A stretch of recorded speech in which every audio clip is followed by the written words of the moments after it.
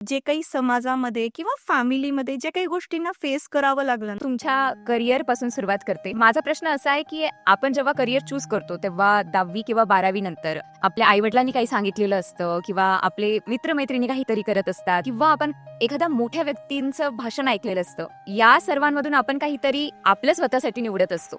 तर तुम्ही जेव्हा या करिअरला सुरुवात केली तेव्हा IBF हे करिअर फार नवीन होतं. तर त्या काळामध्ये हे स्पेशलायझेशन करणं आणि हे करिअर चूज करणं याच्या मागची नेमकी प्रेरणा काय होती आणि याची नेमकी स्टोरी काय आहे हे आम्हाला जाणून घ्यायला नक्की आवडेल. नमस्कार. ॲक्च्युली विद्या, तुझा हा प्रश्न फारच छान आहे. बेसिकली मी तर सुरुवात माझ्या MBBS पिरियडपासून करू इच्छिते. जसं की माझी 10वी-12वी झाली, त्याच्यानंतर I was a bright student. तर माझ्या पप्पांची खूप इच्छा होती की मी MBBS करावं आणि फॉर्च्युनेटली मला MBBS मिळालं देखील. तर मी MBBS झाले. त्याच्यानंतर माझ्या सासऱ्यांची इच्छा होती की मी गायनॅक करावं, म्हणून मी गायनॅकोलॉजिस्ट झाले. पण ॲक्च्युली गायनॅक झाल्यानंतर जेव्हा फ्युचर करिअर म्हणजे सुपर स्पेशलायझेशन करायचं होतं, तेव्हा मला माझ्या डोळ्यासमोर ॲक्च्युली माझे मोठे काका आले.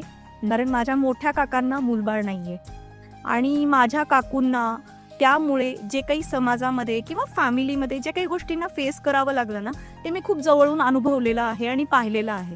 तर त्यामुळे मला असं कुठेतरी वाटायचं की मी त्यांना कुठल्या तरी पद्धतीने मदत करावी, काहीतरी त्यांच्यासाठी करू शकावं. म्हणून मग मी ही इन्फर्टिलिटीचं फील्ड निवडलं. पण अनफॉर्च्युनेटली मी जेव्हा माझं सगळं म्हणजे ट्रेनिंग घेऊन बाहेर पडले, तोपर्यंत त्यांचं एज खूप वाढलेलं होतं. त्यामुळे मी त्यांच्यासाठी तर काही करू शकले नाही. पण येस, मी माझ्या पेशंटसाठी बरंच काही करू इच्छिते आणि करती पण आहे. ते मला एक सॅटिस्फॅक्शन देऊन जाते. जे जॉब सॅटिस्फॅक्शन म्हणतो ना, ते मला खूप मिळतंय.